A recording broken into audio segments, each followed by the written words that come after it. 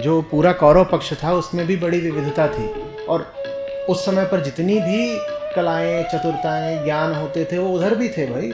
एक शय थी जो इधर थी उधर नहीं थी। क्या? उन्हें कृष्ण से कोई लेना देना नहीं। कृष्ण आज भी हैं, गीता तो है, गीता के प्रति जिज्ञासा होनी चाहिए। वहाँ सारा खेल समझने का है, वहाँ कर्मकांड के लिए कोई स्थान नहीं है। वहाँ पर ग्रंथ से उलझना पड़ता है, एक एक शब्द को भेदना पड़ता है, बात के मूल में जाना पड़ता है। अगर आप ये सब कुछ कर रहे हैं तो आप कृष्ण के साथ हैं। शिल्पी गुप्ता हैं। प्रियाचार्य जी प्रणाम। इस अध्याय में श्री कृष्ण अर्जुन को दिव्य नेत्र देकर अपने विराट रूप के दर्शन देते हैं। उस पल में अर्जुन की दृष्टि के अनुसार 3 की उपस्थिति है। आदि और अंत से रहित परमात्मा की, एक आदि और अंत से रहित परमात्मा, दूसरा देवता, मनुष्य, ऋषि आदि की, और तीसरा इन सब को देखने वाले अर्जुन की। तो पूछ रही हैं कि ये तीनों कौन हैं? जो पहला बताया आपने शिल्पी वो अद्वैत, जो दूसरे आपने 2 बताए वो द्वैत के दूसरे, दृश्य और दृष्टा। परमात्मा अद्वैत, बाकी दृश्य और दृष्टा। जो कुछ भी दिखाई दे रहा हो वो दृश्य, जो उसको देखने वाला है सो दृष्टा। तो देवता, मनुष्य, ऋषि आदि दिखाई दे रहे हैं अर्जुन को, तो ये सब क्या हो गए? दृश्य। और इनको देखने वाला कौन है? दृष्टा, अर्जुन स्वयं। और दृश्य और दृष्टा के आधार में कौन बैठा है? परमात्मा। दृश्य और दृष्टा दोनों किससे आए हैं और किसमें लीन हो जाने हैं? तो ये इन तीनों का किस्सा है। समझ में आ रही है बात? कहीं चले जाओ, कुछ भी हो रहा हो, यही 3 हैं, यही त्रैत है। इन 3 में से एक असली है, वो बाकी 2 को कभी उगलता है, कभी निगल लेता है। एक ही है जो असली है, बाकी दोनों उसकी लीला है। बाकी दोनों को वो कभी जन्म देता है, कभी नहीं। हाँ, जन्म जब देगा तो इन दोनों को एक साथ देता है, जुड़वा है। ऐसा नहीं होगा कि उसने एक को ही जन्म दिया, सिर्फ दृश्य को। यही तुम्हें अभी समझा रहा था। अगर दृश्य का जन्म हुआ है तो साथ साथ दृष्टा का भी जन्म हुआ होगा। विज्ञान उसकी बात ही नहीं करता, वो बताता ही नहीं है। वो कहता है कि नहीं नहीं, चांद तारे थे बिग बैंग के बाद। चांद तारे तो थे बिग बैंग के बाद, माने क्या था? दृश्य। ये तो बताते ही नहीं कि दृष्टा कौन था उनका। और यही कृष्ण यहां बता रहे हैं। अर्जुन ने अभी यही देखा है। बोला 3 होते हैं, देखिए साहब, हमेशा। एक तो वो बिंदु जहां से सब कुछ प्रकट हुआ, एक वो जो प्रकट हुआ है, और एक वो भी होता है जो उस सबको देख रहा है। वरना कौन बताएगा कि क्या प्रकट हुआ है? जड़ और चेतन एक ही है ना। तो जहां जड़ है वहां पर चेतन भी होगा निश्चित रूप से। और चेतन जैसा है उसी से जड़ का निर्धारण हो जाता है, और जड़ जैसा है उसी से चेतन का निर्धारण हो जाता है। ये दोनों क्योंकि जुड़े हुए हैं बिल्कुल। अगर आपको कोई ये बताए, भले वो विज्ञान हो, कि जड़ जड़ भर था, मटीरियल भर था यूनिवर्स में, कॉन्शियसनेस नहीं थी पहले, तो ये बात सही नहीं है। क्योंकि पदार्थ और चेतना एक ही द्वैत के 2 सिरे हैं, जुड़े हुए हैं आपस में। अगर पदार्थ है तो चेतना होगी। हाँ, वो चेतना अलग तरह की हो सकती है, और वो चेतना उस पदार्थ जैसी ही होगी। विज्ञान भूल क्या कर रहा है? तब के पदार्थ को आज की चेतना से देख रहा है। अरे बाबा, वो जो पदार्थ था तब बिग बैंग के बाद, उसको देखने वाली चेतना अलग थी ना। तो उसको वो क्या वैसे ही दिख रहा होगा पदार्थ जैसा आज तुम्हें दिख रहा है? तुम कह रहे हो नहीं साहब, उस समय पे गरम गरम तारे थे बस। उस समय जो चेतना थी, क्या उसको भी सिर्फ गरम गरम तारे ही दिख रहे थे? उसे हो सकता है कुछ और दिख रहा हो, निश्चित रूप से उसे कुछ और दिखेगा, क्योंकि वो चेतना आज की चेतना जैसी नहीं थी। पर विज्ञान इस बात को समझ ही नहीं रहा। हम फिर समझ रहे हो भूल, जो मौलिक भूल है वो क्या है? आप आज की चेतना का इस्तेमाल करके आज से 5 खरब वर्ष पूर्व की घटनाओं को देख रहे हो। ये बहुत एब्सर्ड बात है।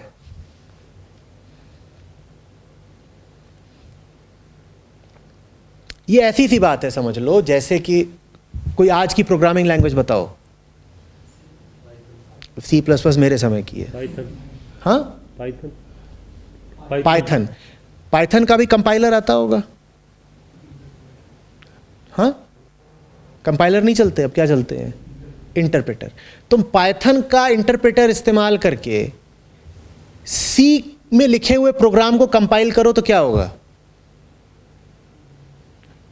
तो समझ लो कि पदार्थ में और चेतना में सॉफ्टवेयर, प्रोग्राम का और कंपाइलर का रिश्ता है। जिस भाषा में प्रोग्राम है उसी भाषा का क्या चाहिए? कंपाइलर। अगर तुम पाइथन का इंटरप्रेटर या कंपाइलर जो भी है इसको इस्तेमाल करके सी या बेसिक का प्रोग्राम रीड करोगे तो क्या होगा? कुछ उल्टा ही पुल्टा निष्कर्ष आएगा। वही काम आज विज्ञान कर रहा है। आज की चेतना का इस्तेमाल करके उस समय की घटना देखने की कोशिश कर रहा है। हमें उस समय का कंपाइलर चाहिए जो आज मिल नहीं सकता, तो हमें चुप हो जाना चाहिए। पर चुप होने में विनम्रता चाहिए, वो हमारे पास है नहीं।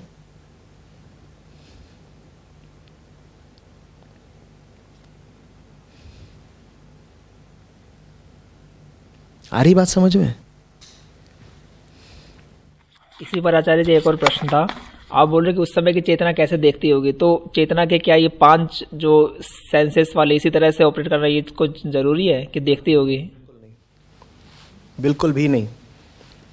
ये सब तो अभी अभी की बात है कि आँख, कान, नाक इत्यादि। उस समय परसेप्शन का कोई और तरीका भी निश्चित रूप से हो सकता है।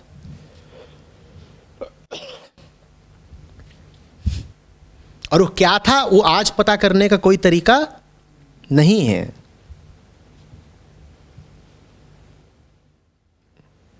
शिवानी गौड़ पूछ रही हैं इटावा से। 41वां 42वां श्लोक लिया है 11वें अध्याय का। आपके प्रभाव को न जानते हुए आप मेरे सखा हैं ऐसा सोचकर प्रेम से अथवा प्रमाद से भी हे कृष्ण, हे यादव, हे सखा, इस तरह मैंने कई बार बिना सोचे समझे हठात कहा है। और हे अच्युत, आप जो मेरे द्वारा हास्य विनोद के लिए विहार, शय्या, आसन और भोजन इत्यादि के समय अकेले अथवा उन सखाओं के सामने भी मेरे द्वारा अपमानित किए गए हैं, वो सारे अपराध अप्रमेय स्वरूप अर्थात अचिंत्य प्रभाव वाले आपसे मैं क्षमा करवाता हूँ। तो भाई क्या हो रहा है? कृष्ण अर्जुन के साथ सदा रहते थे और अर्जुन उनको सखा रूप में ही देखता था, हास्य विनोद भी कर लेता था। सखा को तो कई दफ़े हल्के में भी ले लिया जाता है, हल्के में भी ले लेता होगा। भाई गुरु जब सखा बन के आपके साथ रह रहा हो तो आप कई दफ़े उसके साथ धृष्टता करेंगे, अमर्यादा करेंगे, सीधे सीधे कहूँ तो बदतमीजी करेंगे।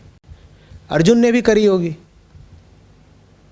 लेकिन अब जब कृष्ण ने अपना विकराल रूप दिखा दिया तो अर्जुन को याद आ रहा है कि अरे बाप रे बाप, ये तो बड़े आदमी हैं और इनसे मैंने अतीत में कितनी धृष्टताएं कर दी हैं, कितनी बदतमीजियां कर दी हैं। अब याद आ रहा है कि मैं इनके साथ जो खेल खेल में और मजाक मजाक में इनको जिस तरह संबोधित कर देता था वो सब इनका अपमान था, क्योंकि मुझे पता ही नहीं था कि ये वास्तव में कितने विराट और कितने अनंत हैं। तो अब अर्जुन कह रहा है मुझे माफ़ करिएगा, मैंने आपको अपना सखा मात्र ही समझ करके आपसे बहुत बातें हास्य विनोद में कह दी, वो अपमानजनक बातें थी, मुझे नहीं कहनी चाहिए थी। तो शिवानी कह रही हैं, परम प्रणाम आचार्य जी, चरण वंदन। अर्जुन श्री कृष्ण का विराट रूप देखकर स्वयं पर ग्लानि एवं दुख अनुभव करते हैं कि किस तरह उन्होंने अनजाने में श्री कृष्ण को सखा मात्र मानकर उनके साथ साधारण व्यवहार करके उनका अनादर किया, और फिर अर्जुन उनसे क्षमा मांगते हैं। तो पूछा है कि दिव्य दर्शन के बाद श्री कृष्ण अर्जुन के लिए क्या पुराने श्री कृष्ण नहीं रहे? तो क्या अर्जुन का श्री कृष्ण के प्रति पुराना प्रेम ही अर्जुन के दुख का कारण बना? कृपया बताएं। हाँ, कृष्ण का एक बार असली रूप देख लिया, कृष्ण की गहरी सच्चाई देख ली, उसके बाद निश्चित रूप से कृष्ण अर्जुन के लिए पुराने कृष्ण तो नहीं रहे, लेकिन ये कोई दुख की बात नहीं है। अब अर्जुन को असली कृष्ण मिले हैं तो असली लाभ भी मिलेगा ना। पहले अर्जुन को क्या मिले हुए थे? पहले अर्जुन को वही कृष्ण मिले हुए थे जो अर्जुन की छवि के थे कि ये तो मेरे सखा मात्र हैं और मेरे संबंधी हैं, तो कभी उनको यादव बोल दे, कभी सखा बोल दे, कभी कुछ बोल दे कि ये तो ऐसे ही हैं, अपने साथ घूमते फिरते रहते हैं, इनका क्या है, हमारे ही जैसे हैं। इनकी बहन से तो मैंने ब्याह किया है, ये कौन से बड़े दूर के हैं। ठीक है, तो अर्जुन का ऐसा रवैया रहता था श्री कृष्ण के प्रति। ऐसा नहीं कि वो असम्मान रखता था, सम्मान रखता था, प्रेम रखता था, लेकिन उतना सम्मान नहीं रखता था जितने सम्मान के श्री कृष्ण अधिकारी हैं। तो अब पछतावा हो रहा है अर्जुन को कि मैंने अनजाने में आपका बड़ा अपमान कर दिया, क्योंकि मैं कभी समझ ही नहीं पाया कि आपकी ऊंचाई क्या है और मैं आपके सामने कितना छोटा हूं, मुझे माफ़ करें। शिवानी पूछ रही हैं तो अब क्या श्री कृष्ण और अर्जुन के रिश्ते में कुछ गड़बड़ हो जाएगी? क्योंकि पुराना रिश्ता तो अब टूटेगा। पुराना टूटेगा, लेकिन जो नया बनेगा वो पुराने से कहीं कहीं ऊंचा, सुंदर और बेहतर होगा। क्या चाहते हो कि आप जिसके साथ हो अगर वो बहुत ऊंचा है तो उसकी ऊंचाई आपसे छुपी रहे, या ये चाहते हो कि आप जिसके साथ हो उसकी ऊंचाई आपको स्पष्ट हो जाए ताकि आप उसकी ऊंचाई से लाभान्वित हो सको? बोलो, स्पष्ट हो जाए ना। तो अब ये होगा इनके साथ। माया इसमें ही नहीं है कि वो मिट्टी को सोना दिखा देती है और धोखा दे देती है। माया इसमें भी है कि वो सच को छुपा देती है, सोने को मिट्टी दिखा देती है। सोना सामने और आपको लग रहा है कि मिट्टी है, ये माया है ना। और जब आप सोने को मिट्टी समझेंगे तो फिर मिट्टी को भी सोना ही समझेंगे। गलत मूल्यांकन दोनों तरफ चलेगा। तो कभी ये मत सोचिएगा, कभी मत घबराइएगा कि असलियत सामने आ गई तो पुराना रिश्ता टूटेगा। असलियत सामने आएगी तो असली रिश्ता बनेगा। जो जिस सम्मान का हकदार होगा उसे वो मिलेगा। रिश्ता इस लायक होगा कि आगे बढ़े, चले, फले फूले तो आगे बढ़ेगा, चलेगा। और रिश्ता इसी अधिकार का होगा कि वो हट जाए, नष्ट हो जाए, उसकी जगह कुछ और आ जाए तो हटेगा। रही कृष्ण जैसों की बात, तो उनके साथ तो असली ही रिश्ता रखें, इसी में आपका लाभ है।